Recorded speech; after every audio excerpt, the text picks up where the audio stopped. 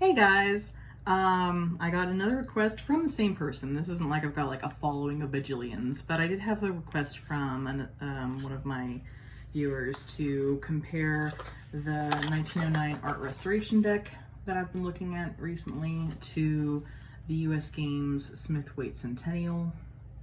And I thought that was a great idea because I truly have no idea if the Smith-Waite Centennial was based off of the Roses and Lilies or a copy of Pam A. I believe Stuart Kaplan has copies of both of those. I think he actually has multiple copies of the Pam A. Maybe it was the Roses and Lilies. I don't know. It's not like Stuart Kaplan and I are on like best friend basis or anything. But I thought it would be really cool because obviously the Centennial deck is one of the best mass market versions of a original Pam that you can get. So yeah, I thought it was a great idea. So we're just going to quickly flip through it so you can get an idea of how the art restoration deck compares with the Centennial. It is definitely obvious that there's a huge difference in the cardstock. I've already mentioned how much thicker the cardstock is on the Centennial to other decks. This is, what is that? This is 12 cards thicker than the one from Drive Through Cards, which is not insignificant, that's for sure. So look how thick that is. That's crazy. But we're just going to focus on the images today and hopefully be able to see difference. Looking at the Fool, I'm very impressed, actually. I'm just going to pop out my study deck here. You can see how much more similar, maybe over here. All right, I think these two look way more similar than these two, but that's just me.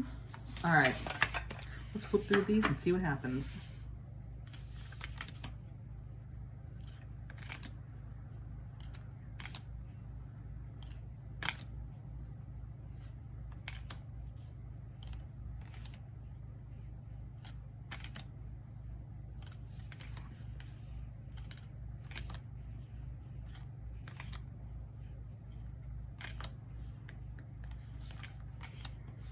Well, if you ever wanted a copy of the Centennial that lessened the antiquing effect, I think it's pretty obvious that the art restoration would be your bet. These are shockingly close.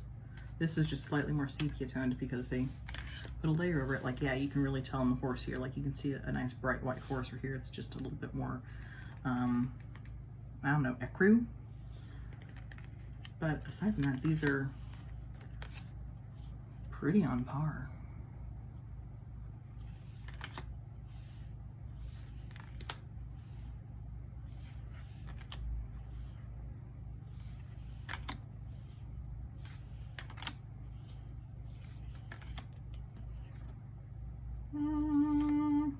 I guess I must have gotten some switched around.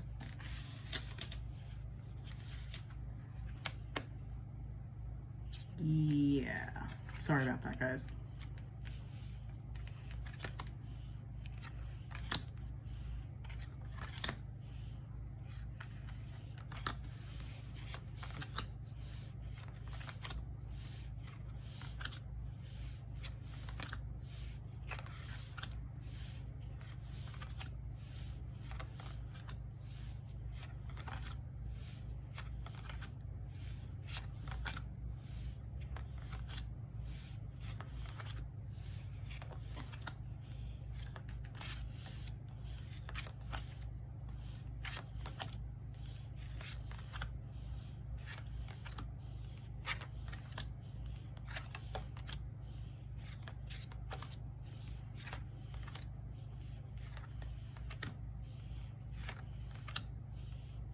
These are so similar. I think way more similar than the Centennial is to the study deck. It's kind of funny. This is one of the cards that definitely makes me think that the Centennial is based off of the Roses and Lilies as opposed to a Pam A. Let me pull out my Seven of Wands. All right, so this is the one from the study deck.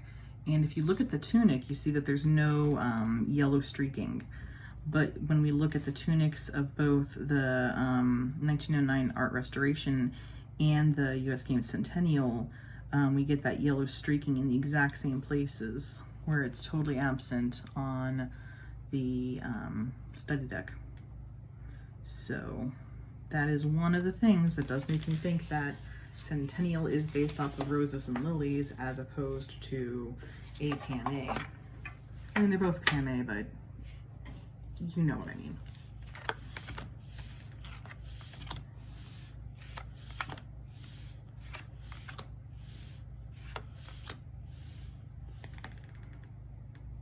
The reason I'm stopping here is because this is one of the cards where you can see a little bit more staining down this edge.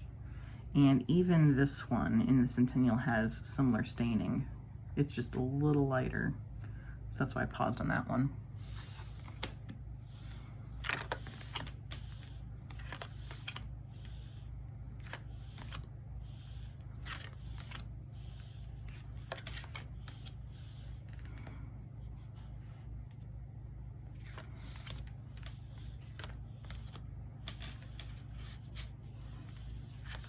I'm kind of taking a moment to look at the borders of both of these decks, and the border is lighter in the Centennial than it is in the 1909 art restoration deck.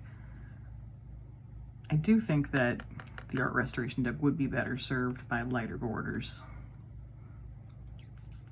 but I am not the person who makes that call.